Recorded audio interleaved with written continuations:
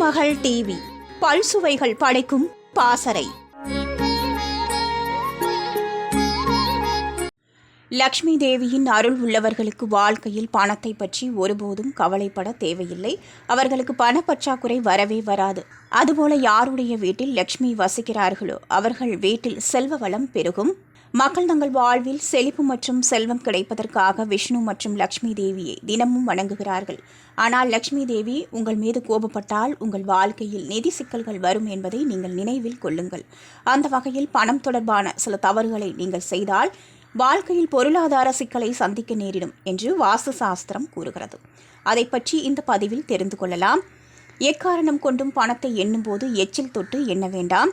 இது லக்ஷ்மி தேவியை அவமானப்படுத்துவது மட்டுமின்றி அவருக்கு கோபத்தை உண்டாக்கும். இதனால் நீங்கள் நிதி சிக்கல்களை சந்திக்க நேரிடும். நீங்கள் எக்காரணம் கொண்டும் பணத்தை மடித்து வைக்கக்கூடாது. பர்சில் கூட இப்படி வைப்பதை தவிர்க்கவும். இது லக்ஷ்மி தேவியை அவமானப்படுத்தும். சிலர் பணத்தை எல்லா இடங்களிலும் வைத்திருப்பார்கள். ஆனால் அப்படி செய்வது தவறு. வாஸ்துப்படி இது லக்ஷ்மி தேவியை அவமதிப்பதாக கருதப்படுகிறது. மேலும் நீங்கள் மோசமான விளைவுகளை சந்திக்க நேரிடும். வாஸ்துப்படி பணம் வைக்கும் இடத்தில் மற்ற தேவையற்ற பொருட்களை வைப்பது சரியல்ல.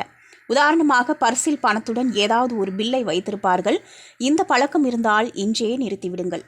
இரவில் தூங்கும் போது எக்காரணம் கொண்டும் தலைக்கு அருகில் பணத்தை வைத்துக்கொண்டு தூங்கக்கூடாது.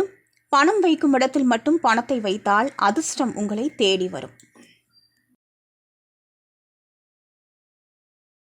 திருமகள் டிவியை லைக் செய்து உங்கள் நண்பர்களுக்கும் ஷேர் செய்வதுடன் சப்ஸ்கிரைப் செய்து ஆதரவு தாருங்கள்.